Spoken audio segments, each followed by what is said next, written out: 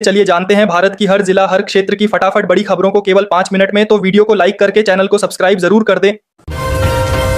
बंगाल में एसआईआर विवाद के बीच ममता बनर्जी ने दी खुली चुनौती, कहा जो टकराएगा चूर चूर हो जाएगा।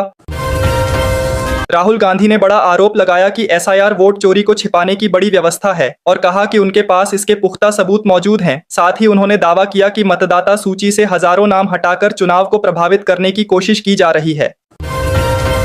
एसआईआर शुरू होते ही पश्चिम बंगाल में हालात बदल गए हैं। कई अवैध विदेशी और घुसपैठिए अपने घरों पर ताले लगाकर गायब हो गए, जबकि दर्जनों लोग डर के कारण रातों रात सीमा की ओर भागे। रिपोर्ट्स बताती हैं कि कई बांग्लादेशी घुसपैठिए कार्रवाई के डर से अपने देश वापस लौट रहे हैं और कुछ इलाकों में पूरे के पूरे मोहल्ले खाली दिख रहे हैं।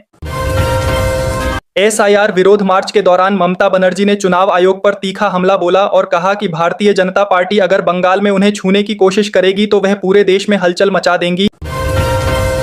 प्रधानमंत्री नरेंद्र मोदी ने ऑपरेशन सिंदूर का उल्लेख करते हुए कहा कि नया भारत आतंकवाद से न तो डरता है और न ही उसके सामने झुकता है। बिहार चुनाव हारने के बाद तेज प्रताप यादव को अपना सरकारी आवास खाली करना होगा, जिसे उन्हें विधायक के तौर पर आवंटित किया गया था। मौलाना तौकीर रजा की न्यायिक हिरासत 14 दिनों के लिए बढ़ा दी गई है और 9 दिसंबर तक उन्हें फतेहगढ़ जेल में ही रहना होगा। उन पर कुल 10 मुकदमे दर्ज हैं। नई सरकार बनने के बाद मुख्यमंत्री नीतीश कुमार ने पहली कैबिनेट बैठक की, जिसमें 10 बड़े एजेंडों पर मुहर लगी। इसमें बिहार को टेक हब बनाना, आर्टिफिशियल इंटेलिजेंस मिशन शुरू करना, 11 नई टाउनशिप बसाना और 9 चीनी मिलों को पुनर्जीवित करने जैसे महत्वपूर्ण फैसले शामिल रहे। मुख्यमंत्री पुष्कर सिंह धामी ने कहा कि राहुल गांधी और अखिलेश यादव को अच्छे संस्कार सिखाए जाने चाहिए थे, क्योंकि अखिलेश यादव ने कहा था कि 2047 तक मोदी धरती पर नहीं रहेंगे। सीएम योगी आदित्यनाथ ने बड़ा बयान देते हुए कहा कि बेटियों को सुरक्षा प्रदान करना हमारी जिम्मेदारी है और जिस किसी से उन्हें खतरा हो वहीं पर उसे सबक सिखाया जाना चाहिए। एसआईआर को लेकर ममता बनर्जी के मंत्री सिद्दीकुल्ला चौधरी ने चेतावनी दी है कि यदि नाम में कटौती की गई तो यह आग से खिलवाड़ होगा। राबड़ी देवी को 10 सर्कुलर रोड वाला सरकारी आवास खाली करना होगा और उन्हें नया घर आवंटित कर दिया गया है। कांग्रेस और विपक्षी दलों द्वारा एसआईआर को वोट चोरी की साजिश बताने के बाद राजनीति में गर्मी और बढ़ गई है। राहुल गांधी ने चेतावनी दी है कि यदि चुनाव आयोग और भारतीय जनता पार्टी ने यह प्रक्रिया नहीं रोकी तो देश के लोगों को इस चोरी के खिलाफ खड़ा होना पड़ेगा। बांग्लादेश में नोबेल पुरस्कार विजेता मोहम्मद यूनुस के इस्तीफे की मांग को लेकर अवामी लीग ने राष्ट्रव्यापी प्रदर्शन की घोषणा की है, जिसको लेकर बड़ी संख्या में लोग सड़कों पर उतरने की तैयारी में हैं। आम आदमी पार्टी नेता संजय सिंह ने भारतीय जनता पार्टी पर हमला करते हुए कहा कि उत्तर प्रदेश बेरोजगारी में नंबर 1 हो चुका है, क्योंकि यहाँ के मुख्यमंत्री नफरत की राजनीति करते हैं, विकास की बात नहीं करते। दिल्ली वासियों के लिए मुख्यमंत्री रेखा गुप्ता ने बड़ी सौगात दी है और 70 आयुष्मान आरोग्य मंदिर सेंटरों का उद्घाटन कर लोगों को स्वास्थ्य सेवाओं में बड़ी राहत प्रदान की है। दिल्ली की हवा बेहद जहरीली होती जा रही है। एयर क्वालिटी इंडेक्स गंभीर स्तर पर पहुंच गया है और कई इलाकों में 400 से भी अधिक दर्ज किया गया है। आदित्य ठाकरे ने आईसीसी पर सवाल उठाते हुए पूछा कि T20 world cup final Ahmedabad में ही क्यों आयोजित किया गया, मुंबई में क्यों नहीं। राहुल गांधी ने कहा कि भारत का संविधान केवल एक किताब नहीं है, बल्कि यह देश के हर नागरिक से किया गया एक पवित्र वादा है, जिसे बचाए रखना हम सबकी जिम्मेदारी है। चक्रवाती तूफान ने चिंता बढ़ा दी है। दिल्ली, उत्तर प्रदेश, बिहार से लेकर राजस्थान तक मौसम विभाग ने अलर्ट जारी किया है और लोगों को सावधान रहने की अपील की है।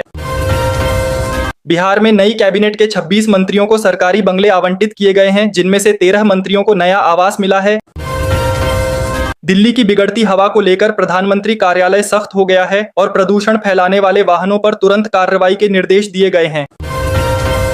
गंगा एक्सप्रेसवे लगभग तैयार हो चुका है। 594 किलोमीटर लंबा यह सफर अब सिर्फ 6 घंटे में पूरा किया जा सकेगा और इसका उद्घाटन प्रधानमंत्री द्वारा किया जाएगा।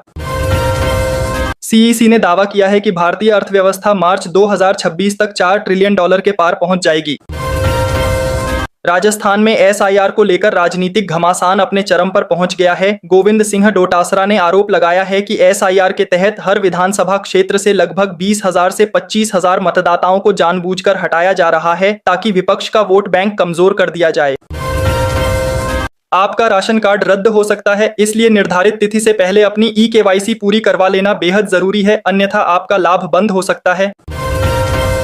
बंगाल राजनीति में नया विवाद तब खड़ा हो गया जब बाबरी मस्जिद बनाने के ऐलान की खबरें सामने आईं। विधायक हुमायूं कबीर की हरकत देखने के बाद टीएमसी ने तुरंत पीछे हटने का फैसला लिया। बिहार को 25 नई चीनी मिलें मिलने जा रही हैं और बंद पड़ी 9 मिलों को फिर से चालू किया जाएगा, जिससे रोजगार और अर्थव्यवस्था को बड़ी बढ़त मिलेगी। आम आदमी पार्टी के सांसद संजय सिंह ने कहा कि रोजगार और सामाजिक न्याय यात्रा से पूरे उत्तर प्रदेश का मंथन होगा और एसआईआर को उन्होंने चुनावी घोटाला बताया। चुनाव से पहले ममता बनर्जी ने महाकाल मंदिर बनवाने की पहल की है, जिसे लेकर कहा जा रहा है कि वे हिंदू मतदाताओं का दिल जीतने की कोशिश कर रही हैं।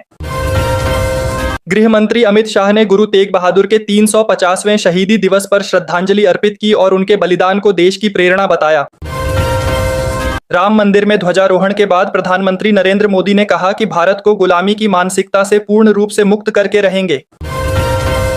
मुख्यमंत्री योगी आदित्यनाथ ने कहा कि अयोध्या में राम जन्मभूमि के लिए जब जब संघर्ष हुए तब सिख समुदाय ने हमेशा अग्रणी भूमिका निभाई और कभी पीछे नहीं हटे। प्रधानमंत्री नरेंद्र मोदी और मुख्यमंत्री योगी आदित्यनाथ ने अयोध्या में राम मंदिर पर ध्वज फहराकर इतिहास रच दिया और कहा कि यदि भारत को 2047 तक विकसित राष्ट्र बनाना है तो हमें अपने भीतर के राम को जगाना होगा। मुख्यमंत्री योगी आदित्यनाथ ने रामलला हम आएंगे, मंदिर वहीं बनाएंगे के नारे को दोहराते हुए प्रधानमंत्री मोदी की भूमिका की भी जमकर सराहना की। दुर्लभ धातुओं को लेकर केंद्र सरकार ने बड़ा कदम उठाते हुए कैबिनेट से 7,280 करोड़ रुपए के प्रोत्साहन पैकेज को मंजूरी दे दी है, जिसके जरिए देश में रणनीतिक खनिजों के उत्पादन और प्रसंस्करण को गति देने की तैयारी है। ईडी समन अवहेलना मामले में झारखंड के मुख्यमंत्री हेमंत सोरेन को हाईकोर्ट से झटका लगा है। अदालत ने उनकी सशरीर उपस्थित होने से दी गई छूट को निरस्त कर दिया है और अब उन्हें अगले चरण में व्यक्तिगत रूप से पेश होना पड़ेगा। सीरीज हार के बाद क्रिकेटर गौतम गंभीर ने कहा कि उनका भविष्य बीसीसीआई तय करेगा। साथ ही उन्होंने याद दिलाया कि उन्होंने टीम को चैंपियंस ट्रॉफी जिताई थी और वे हमेशा टीम के हित में फैसले लेते आए हैं। झारखंड के 13 जिलों में तापमान 9 डिग्री सेल्सियस तक लुढ़कने की संभावना जताई गई है। उत्तर पश्चिमी और मध्य झारखंड में सबसे अधिक असर दिख सकता है, जबकि रांची में कोहरा और बादल दोनों का प्रभाव बने रहने की बात कही गई है।